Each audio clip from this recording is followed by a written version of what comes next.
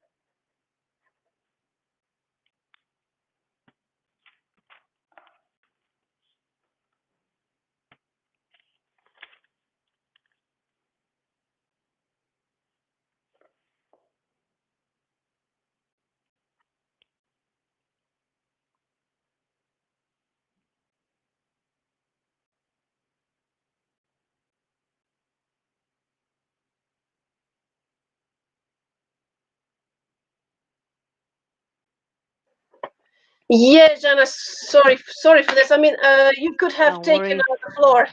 The floor was yours. That's okay. I was just doing some notes and sipping my coffee, so that's it. Yes, And I'm ready to go the now. people were in the dark. I mean, I didn't turn up. That's Okay. okay. That's Um, okay. yes, they called some schedule, some program. What do you call screening tests? Yes, I must do some screenings. Okay. Yeah. So, well, the Germans had it have it pretty leisurely. Or they are pretty casual on Fridays, because when I worked at a German firm, they told me when I was hired that, on Fridays, well, you're not to, dress up so much. You can come in jeans. So everybody everybody showed up in jeans, In jeans. even the board members too. So Yeah, yeah, that's okay. I think it's okay to be sort of casual. I mean, at least for me, I don't expect people to wear suits, or I don't put expectations on myself to do that. I think it's okay to be casual. I think actually we stretched with too many other things. So if we can be casual and relaxed with clothes, I think that's a very good idea. yes, but Yeah. sometimes, as the Germans say, Kleider machen Leute, Kleider bauen Leute. Also, so the clothes make people, and Yeah. not people make clothes. But sometimes, you shouldn't judge the book by the cover, and people buy that Yeah. how they dress. So, Yeah. have you been pleasantly shocked, for example, when you had to talk with somebody, or just talked, occasionally with someone who you thought would be speaking differently, or you just had maybe some forethoughts, and that person, pleasantly shocked you, and by their background, you thought that maybe, oh, he's maybe from a poor background, as he's, dressing, and then that person went to philosophize or something like that. Yeah, I'm just sort of looking up because I guess I'm kind of browsing through my experiences, but I can't remember that, quite honestly. Um, but there's one thing, because I'm sort of going to take the liberty of kind of say what your question reminds me of. It actually reminds me of assumptions. And that's something that we teach quite a lot, even in coaching, is that we all have assumptions. As human beings, we are assumption generating machines, if you like, right? So the moment we meet someone, we think, oh, I know where he comes from, or she comes from, or what she could be thinking, or whether this or whether that. But somehow, obviously, I'm not saying that you get rid of the assumptions. As a human being, you can't.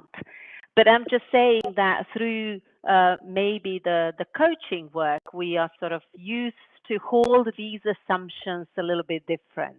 Like we are used to being aware, okay, this is my assumption, and I might be completely wrong, or it might prove that my assumption is not correct.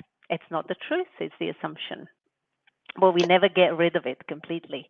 That's obviously that's So, and everyone is normal. not a book, an open book, and you Yeah, must, with each day, or with each sentence, you get to know that person more and more. oh yeah, The more the yes, people says, the more you know about it, and yeah, even yeah, even more maybe what the person doesn't say. I don't. Well, even you get to yeah, know more than yeah, when yeah, the person is just. yeah. Absolutely. You know what, you're saying something really important right now, because and I'm going to sort of put it back to the coaching process, if that's okay. If I'm being boring with that, just let me know. So it's when we are under the influence of our assumptions so much, we're not actually able to hear the other person, right? We're not Mhm. able to actually we are listening, but we're probably listening for what we would say level one. So we're listening to our own assumptions rather than what this person is actually saying. So I Yes, think it's deep that's a listening. life Deep skill. listening. Yeah, it's a deep listening when we're not listening to our assumptions, but we're actually listening to the other person, what they're saying, and also very important what you've just said, what they're not saying, but it's somehow communicating through them and coming on your end, coming to you. Yeah, Yes, these are the non-verbal signs. Crossed arms, crossed yeah, legs. yeah, The way you yeah, just wait for the tram. I mean, I wait for the tram when I always cross my legs. It's the pose that many mannequins or beauties do to make their legs thinner. yeah. I didn't know that, but okay. They cross their legs and put one Yeah. in front of the other, and then Ah, your leg okay. looks much skinnier. Yeah, yeah. Okay. Because I know I'm just thinking about that, and I remember somebody telling me that it's not healthy because it blocks your blood or whatever. I don't even know how to call that in English. So it's not healthy to do that. Yeah, it's But the same with anyhow, sitting. If you always sit in the same posture, then you must switch the position of yeah, your legs. That's all. yeah, It's the same with that too. So yeah, yeah, yeah. and Absolutely. your back, and your backache. Oh, Yeah, yeah, yeah. And then also you feel much more grounded when you're actually sitting with both feet on the floor. Again, I'm putting that to coaching and to experiential workshops and stuff like that, where you feel really grounded when you're sitting in that position. I never, before being a coach, I never thought about it that way. But then once you go through that training on your own and you start delivering that training, you're realizing that it really does make a difference. How you get connected to your own body and how your body is communicating to you, and then you actually point your clients to listen to their bodies also because they're communicating to them. So, yeah. If you're yeah. grounded, then you and in yoga, you feel some kind of an energy coming through you, and you Mm. receive the some kind of energy. Oh, that's bullshit. I mean, bullshit, no bullshit. Okay. Well, yeah, there's something about believing in your. This is at least my belief. Your body communicating to you, um, whatever. Yeah, communicating the stress, communicating the satisfaction, communicating whatever. But body is a source of information. Sure, and you must unlock it.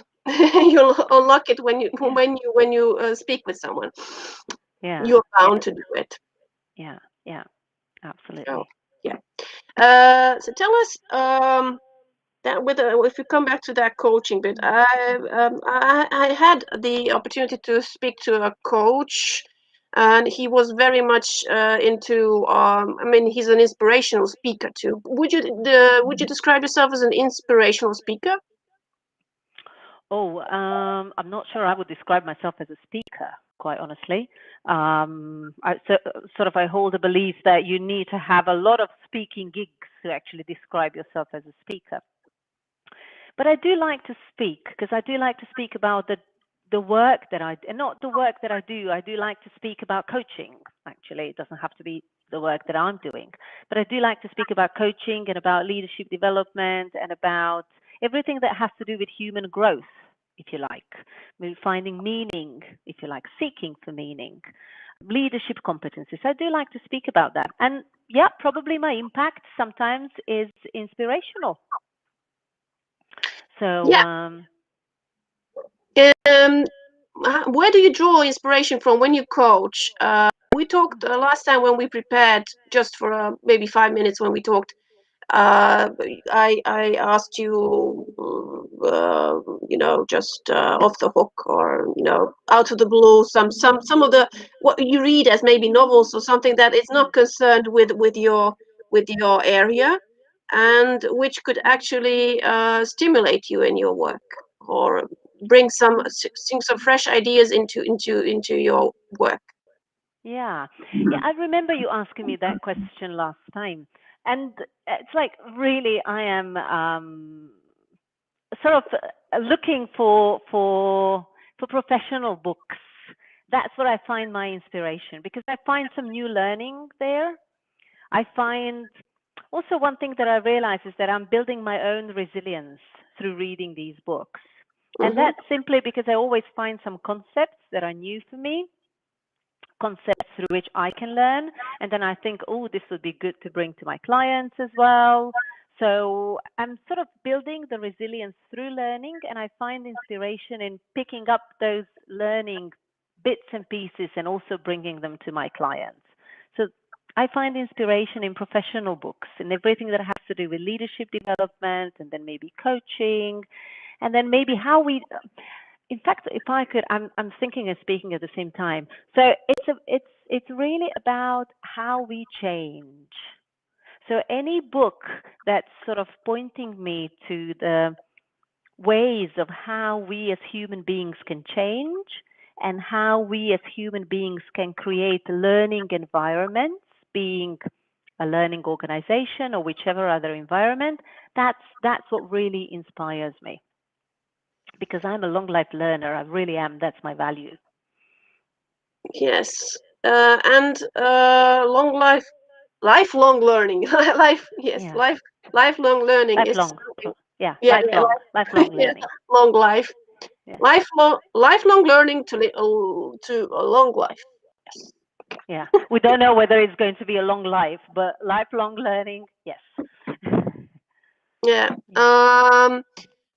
Okay. So the thing about is inspiration, and today, as we're bombarded with these news, do you watch the news? Have you watched it lately, or how often do you watch the news?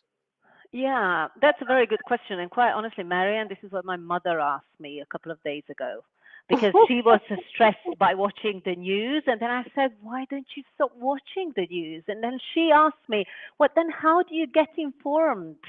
Which is, I mean, she's right in a way. Sometimes I don't get informed, but quite honestly, sometimes it's my choice, especially in situations like now. And I'm not sort of running away from some numbers linked to the current context, but I am just, I've made my choice. Might be referring to the current pandemic context right now. I've made my choice how I'm going to behave and how I'm going to respect other people's vulnerability, how I'm going to behave in terms of protecting other people, protecting myself, and I'm sort of quite okay with that. I don't need to know the numbers on a daily basis. I don't need to know, all the details. I don't even think I'm going to be more informed by that. For me, the information I need is in case something happens, I know where to go, like in terms throughout, in the system. I know where my doctor is, I know what to do. I'm trying to protect myself, trying to protect my family, trying to protect people I don't know by the way I behave. And that's sort of quite enough for me. I don't need to be exposed very much to the news. Quite honestly, that's my choice. And would you say that the less you know, the better? Uh, no, I wouldn't say that. And I wouldn't say that because that would mean for me, I'm sort of running away from something and I'm feeling better not to know it. And it's not the case. It's just I don't need to know that. Quite honestly, it's quite repetitive. Like, yesterday I was sitting in my living room. I was playing with my son. I was exposed to the news because my dad was there and he was listening to the news. Like, what do I get if I listen to the news today? Probably pretty much the same number that I heard yesterday. So it doesn't make any difference for me. I mean, I'm aware of the serious situation. And as I said, trying to protect myself, trying to protect my family. And that's it. I won't be any better or worse by just listening to the news. But that's just me. I can understand people who really want to listen to that every day and be informed. I can understand that. What I would open up as a topic is that are some people really trying, or maybe even us, are we really trying to be informed, or are we then recycling some dramatic news that do not serve us? That would be the question from my end. Yeah. Two things came to my mind as you were speaking, and of course that's also the curse when you. I mean, it's not when you listen to someone, then of course you also have your own thoughts, flowing or leaping around, and then at the same time you must listen to the other person, which is sometimes very demanding. But you have to write down your own thoughts, not to get it's like a labyrinth, and you must have everything then written down if you want to continue on your thoughts with that person. So knowledge is a curse, and knowledge is a curse. And the other thing is, what do you think? In what percentage do we have now? Bad news, negative news, and what's the percentage of good news nowadays? Oh, I'm not sure I'm the right person to answer that, especially because I don't watch the news. Um, yeah, that is an interesting I mean, the question. last time I when think, you watched the news, they hit it off always. They always start with the bad ones. And do they get in between these news? Do they put a positive one? A positive is always at the end, or yeah, is there any I not can exclusive? speak on general, like I can speak on general terms about that. So I wouldn't be speaking about whether they always give bad news or not. It's somebody else's profession, and I guess they know what attracts people or what doesn't attract people. So I still, I'm very fond and a very big advocate of a personal choice and a personal decision. So, for instance, I'm never going to say, oh, they always give us just bad news or something like that, because you've got a choice. You can switch on or switch off the television, or even buy the newspapers or not. So, I'm very much advocating the personal choice in everything that you do. Um, could there be more good news? I mean, I don't know. Honestly, yeah, I prefer listening to good news rather than bad news. But then also, I'm trying to make now even a bigger sense of what you're asking right now. Then the news can also be as emotions. There are no good or bad. You just take the information out of it. That's Sure. what should be the main So, purpose of the news, right? mm, so if you're a kind of person who likes to choose what you want to listen or what you read, then I would say, I mean, you would like podcasts too, or some curated content. Yeah, well, very much, and I am not a very good example there either because I'm always lacking time. I'm awful in time management, by the way, and I always lack time to do something. And I've got here at the back of my mind, I need to make a list of podcasts that I really want to listen to.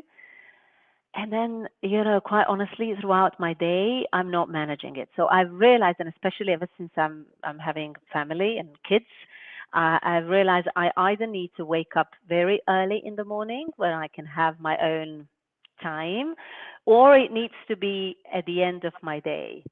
I never get to it at the end of my day because, quite honestly, I fall asleep after the entire day, just putting the headphones and trying to listen to something. It never works. So I'll have to find time early in the morning, starting from 5 a.m. to actually wake up and listen to something and enjoy some of my time, maybe listening to some good podcasts. Yeah, because sometimes if you're tired of these meetings and online things, then you might want to switch off, and then of course, Yeah. more or less again, it's either a mobile phone beside you on the bed, maybe, and then start Mm. listening to podcasts on a mobile phone. And it's also good. You're not Yeah. sticking to the display, and you just Yeah. listening, and maybe you will just doze off. I mean, sleep. Yeah. Yeah, but you know what I do? I just remembered right now, and actually it's something that really relaxes me. So when I take my lunch break, and sometimes, and especially lately, I'm not going out of my office for the lunch break, but I either order or I just, collect and I come back. And then I have my lunch and I'm like listening to TED Talks or, just go to YouTube and I'm selecting some topics and then listening some short videos about that. So that's also my time when I learn, but I'm sort of even more relaxing than learning. Just out of curiosity, picking up something and listening to something, and throughout my, let's say, half an hour or 45-minute lunch break. That's what I like doing. Do you then add such content which you heard, which you find interesting, into your coaching sessions? I mean, something. Do you bring these things up then? Yeah, very much, very much. Or I'm sort of, I like to call myself even a concept collector. I'm sort of collecting these concepts and, okay, so that makes sense. And then I bring it to either the trainings or the coaching sessions or more, like I bring it more intentionally, obviously, into the trainings. But in a coaching session, when I'm at the receiving end and I'm just listening, if there's something that reminds me, I'm hearing my clients saying something and it reminds me of a concept that I heard, then I would offer and say, oh, what you're saying reminds me of something. May I offer that concept? And so that's how it goes. Yeah, very much. How do you do coaching sessions now? What is your platform and how do you do it? Zoom. Just Zoom. Only Zoom. Yeah. I'm a Zoom subscriber. I like Zoom. I feel, unless the company is, because there's a lot of companies can't work with Zoom because of their security issues. So then I would adjust to Google Meets or to Microsoft Teams or to whatever. But if I am the organizer and they're okay with whatever I'm organizing, then it's Zoom for me because I like Zoom. So you're not subscribed as a you're just a basic member, or you're upgraded? I'm not a basic member. I'm upgraded, so I can have. I think it's up to 100 people, right? So I can have as many people. Not as many, but up to 100 for as long as I need it. So I do have that subscription to be able to have it. Yeah. Yeah, Zoom. The people behind Zoom were the most successful business people last year. This year they were someone else was voted. I think not Zoom's. Well, I'm not sure. Anyway, I follow such business news too. So yeah. So just I just remember the popularity of Zoom going absolutely up. Not to mention the financial aspect when the pandemic hit and then suddenly everyone went on Zoom. But I remember using the Zoom even before. I like it because of its functionalities, because of the breakout rooms, also because you can send people, like if there's a group coaching or a training, you can send people into separate rooms and then they have a discussion with each other. And that's where most of the learning comes from, actually, because most of the insights and most of the value really does come from conversations. And that's why this functionality of Zoom is really important for the work that I do. Yes, the same functionality that you have spoken of, this breakout room sessions, these are also now added to Microsoft Teams. So it's not only now, it's not their own monopoly. Zoom now, and Microsoft has it too. Yeah, and Google Meets, I think they've got it as well now. Yeah, I remember doing some training, but still, my preference is Zoom. What can I do? Yeah. So what kind of people do you like working with when you coach people? Those who are ready for coaching, those who are prone to it, those who are more they can be molded, A little bit here and a little bit there. Yeah. So yeah, it's an interesting question. So I can't just say I don't like working with people who are resisting, because coaching is about change, and wherever there's change, there's resistance. That's normal, that's human, we all have it. So I don't like to say I don't like to work with people who are showing this resistance. We simply need to normalize it.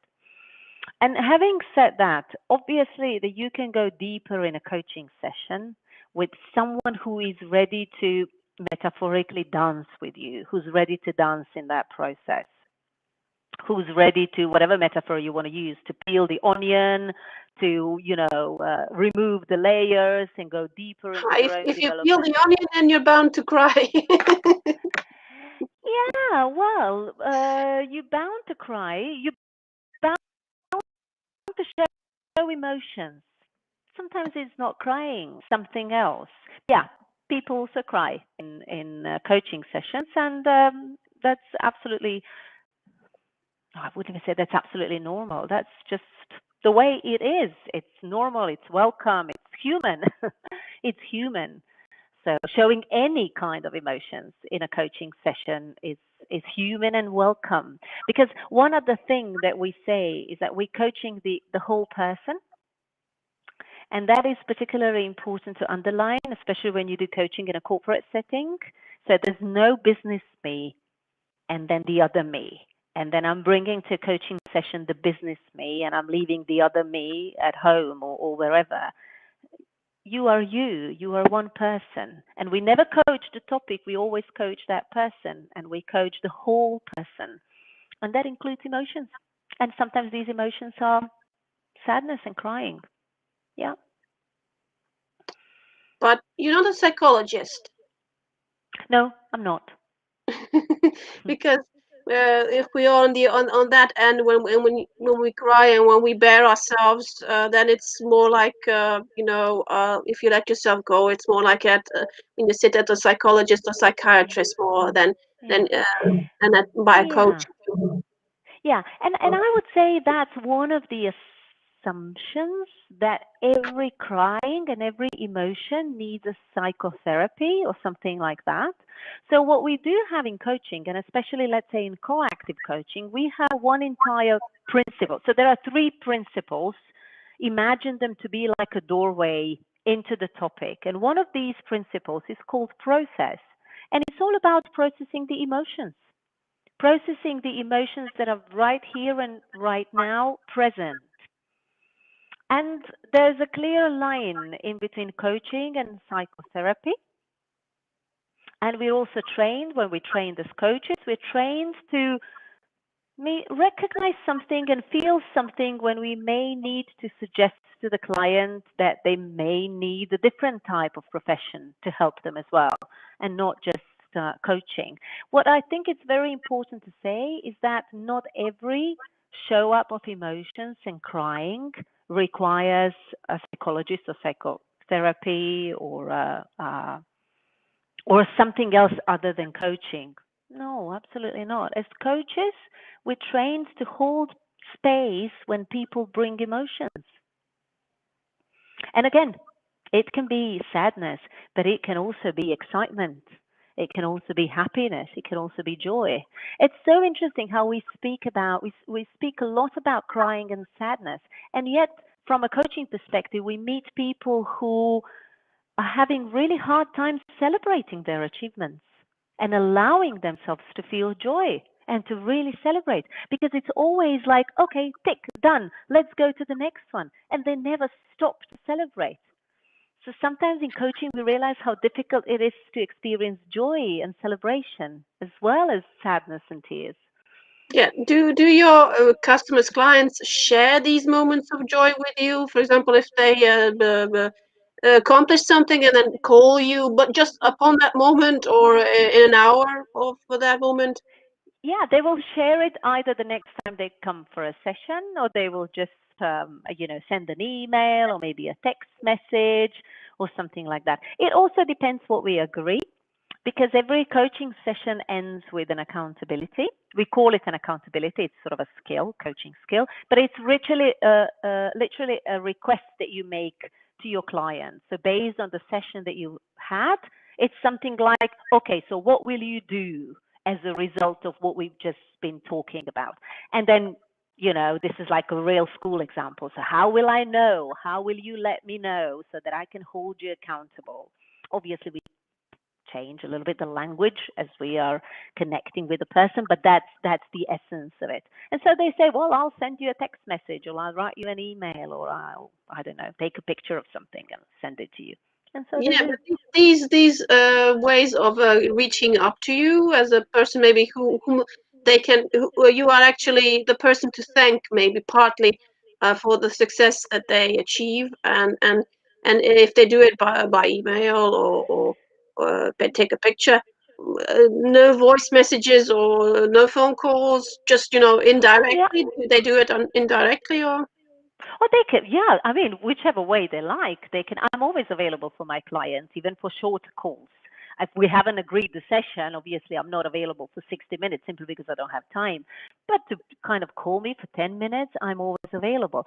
And just little something that I heard you say, so I would really like to clarify that. As coaches, we are, how to say, yeah, it's sort of thanks to us that they made some achievements. Yes, in terms of us holding the space for them.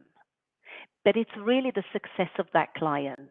And that's really important to say, because saying anything else other than that could create the relationship of dependency, so that they start depending upon their coaches in order to be successful in something. That's not what coaching is. That's not ethical, and that's not healthy. So we're holding the space, helping them, supporting them in building up their own muscles for achievement and for success. They're doing it themselves. It's them. Yeah. So nobody's addicted. Yeah, exactly. Nobody's addicted to that. No. You can be addicted to growing and to learning. You can be a workshop junkie or something like that. That usually happens among coaches, because we start one thing and then we think, oh, I need something else, or I want something else. Then we turn into workshop junkies and addicts. So who do you look up to in your branch? Oh, I look up to some, I like to say real people.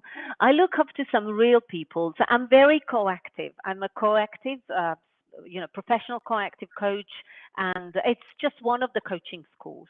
But I like it. I like the method. I like the model. I like the presence. I like everything about it. And I've had the opportunity throughout my training to meet some of the fabulous coactive coaches who were front of the room leaders for my trainings. And there are a number of these people. I've been hiring them as my own coaches.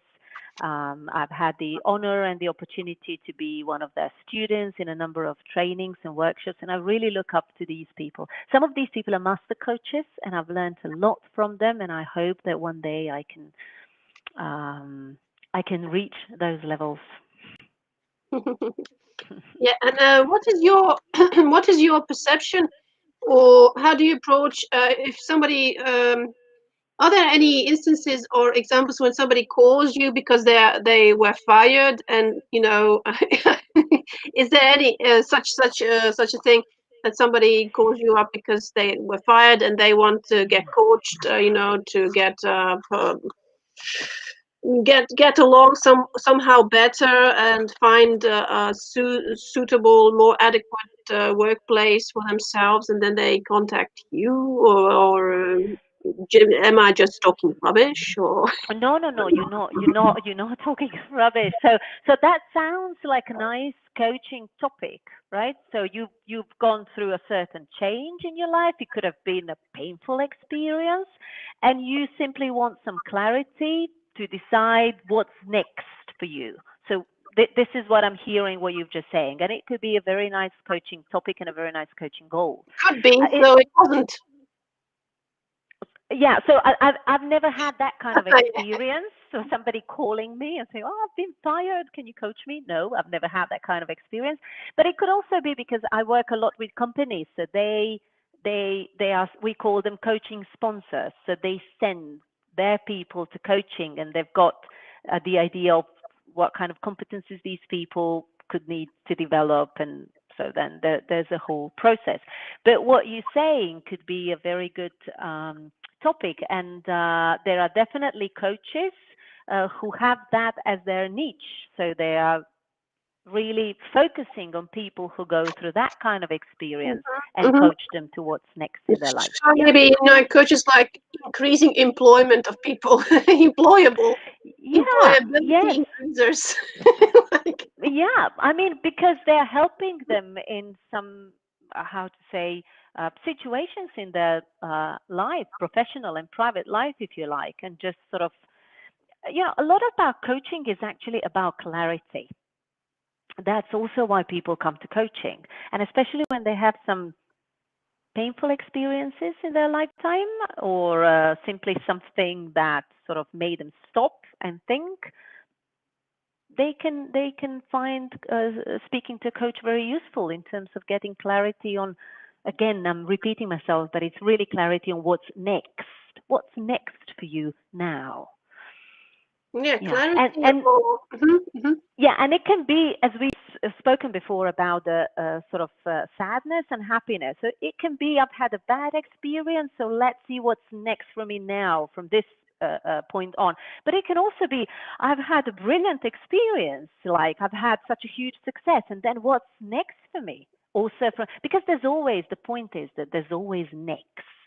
There's always something next. If there hadn't been something next, we would be able to say that the growth stops there. You've reached that level, and now you finished your work. That's it. But it never happens for anyone.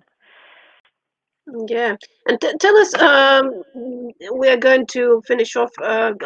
So that's 45 minutes. Pretty long, as in a school school lesson, a school hour.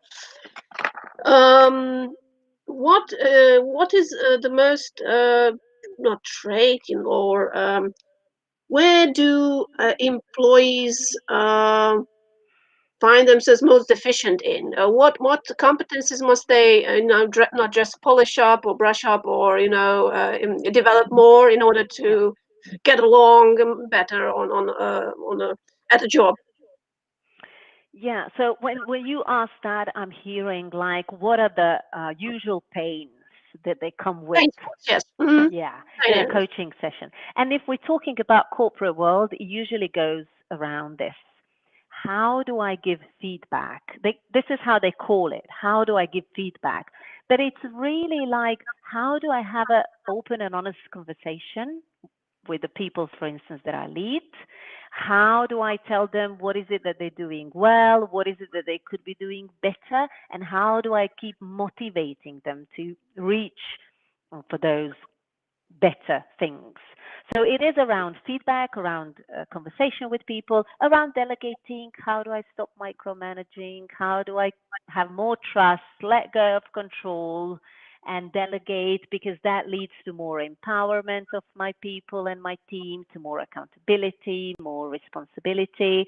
And then it's also something like what I love to call, they don't say it that way, but it's literally the concept of closing the gap between what makes them feel safe and what makes them feel alive. So it's like, oh, this is expected of me, and this is how I should be behaving. That makes me feel safe. But what I really feel needs to be done is this. What really matters to me is this. So how do they close the gap between these two different, I call them different types of leadership, these two different approaches? How do they close the gap and show up more courageous and bolder and better and bigger and more creative in their working environment? That's a process. So it's actually HR who is like a department which is mostly using your services, or people in the HR leading those who are in the department, or yeah, we can say that HR is our contact point in the corporate world. So they would be, if you using a very simple language, so they would be ordering the service for people in their organizations, and they would be judging and saying, okay, here we might need some coaching as a developmental tool or developmental process for this or that person. So yeah, we're communicating a lot with HR. So are there any companies which apply or turn to you, and you can coach them within working hours? Well, you coach them all within working hours. Their working hours. Their working hours, yeah, yes, because that's part of their development. It's pretty much the same as if, in terms of these hours and availability, as if they were sent for training. They would sometimes they're also sent, many times throughout their working hours. So yeah, this is something that we do throughout the working hours, and there's always, depending on how highly positioned the leader is or not, sometimes they would have the requirement, or can we do it early in the morning, like 8, so that I'm done by 9, or could we do it after, so at 5 o'clock, so that I'm done by 6? Yes. Like when it is more convenient, yeah. Mm-hmm. Yeah, more convenient for them. Yeah, but I tend, no, I'm trying not to coach after 6 p.m. because I do have my own private obligations, and I'm sort of trying to, so that I'm not like I'm preaching one thing like work-life balance, and on the other hand, I'm like dying of work myself and don't have a family life. So I'm trying to get that balance myself. I like the board behind you. It's rough and the board behind you. That Yeah, it's my office. It's my office. Yeah, it's what's the wall. what's the material called? I don't know how to call it in English, but it's like not the wooden thing. Yeah, it's pretty much the wooden thing. You would be able to, how to call it? I don't know how to call it in English, Marianne, honestly. It's wood. Yeah, it's wood. It's something wooden. Yeah, but it makes the office a bit more dynamic. I like it. Yeah. Yeah.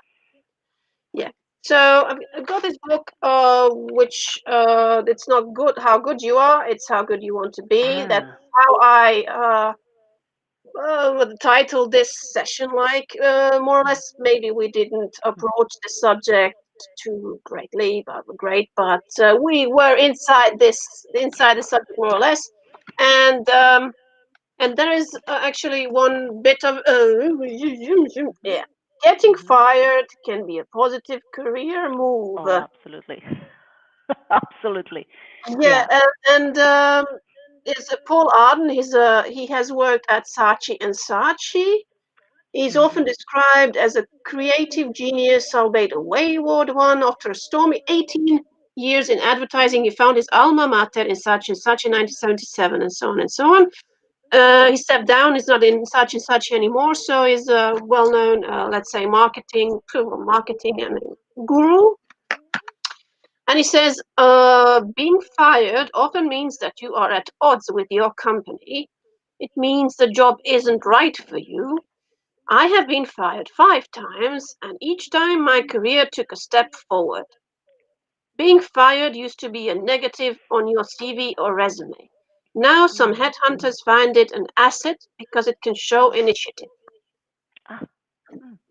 Wow, I love that. I've never thought about it that way. I'm going to get that book. I love that.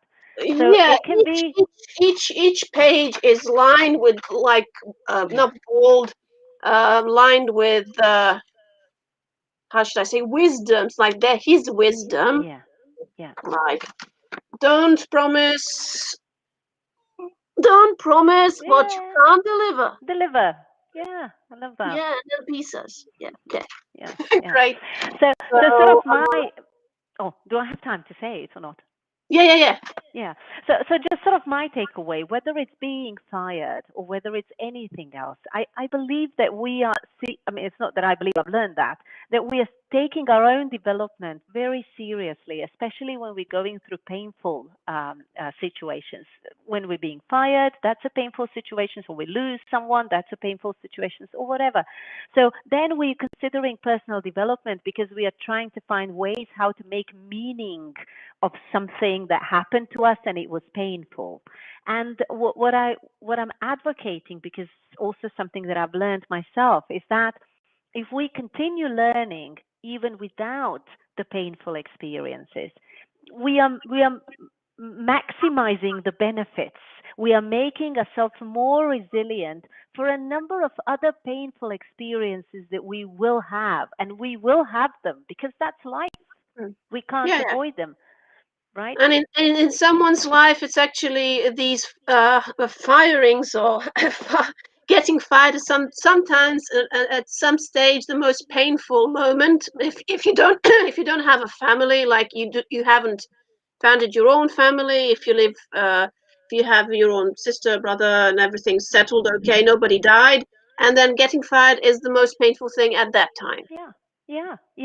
And looking at it from a different perspective, it's a tremendous opportunity for growth. Sure, but I dare say, or I can claim maybe that if I've looked at your CV, you would have a spotless, you would have a smooth line from end to finish, no gaps.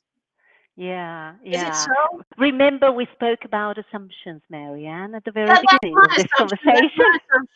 It's not a bad one. It's to your credit. That's to your credit.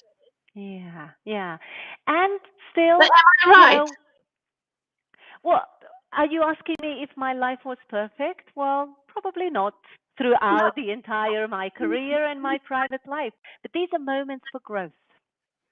Yeah, All of okay. these are moments So for growth.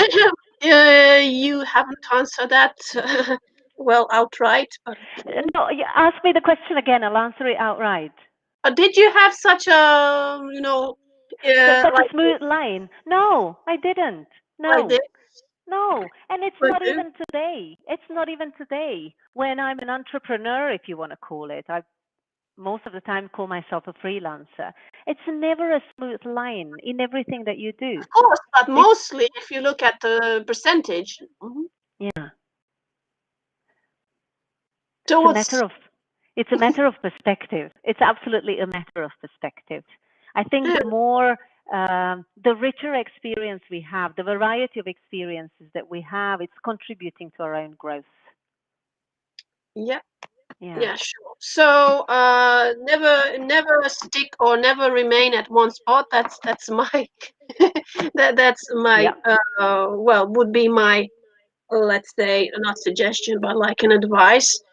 Leave whenever you feel like it, and whenever you feel like it, but not this day or tomorrow. But if you don't feel like it, you don't feel comfortable, maybe a month, and you must leave, of course. Yeah. It's Yeah. no point remaining at the same spot if you're not feeling comfortable and not feeling respected, and you're not feeling getting the credit that you should be getting. But that, there are always hazards, and if you're a freelancer, you are bound to have some ups and downs. Yes, I know that very well. Yeah. And again, I might be repeating myself, but it's really called growth. Yeah, of course. Yeah. Being ready for to grow, and that's why being a coach, you always have opportunity to get to know such people who are ready to grow, and invest in Yeah. themselves. Yeah. Yeah. Yeah. Yeah. And we grow through stories with them. We also grow because if it's a coaching process in which we as coaches don't grow through stories with our clients, then there's something's missing. Then we're taking a distance and it's no good. Yeah, because if you don't grow, it's like teacher pupil, the same Yeah. kind of relationship. If you don't grow, you will be decrepit or wither like a flower. Yeah. Yeah. Okay. Well, it was nice talking to you. Have a nice weekend, and yeah, maybe And we'll we'll have. be in touch. Who Yeah. knows? Yeah. Yeah. Thank you so much, Mary, and I enjoyed our conversation. Thank you. Me too. Bye bye. Bye. Bye bye.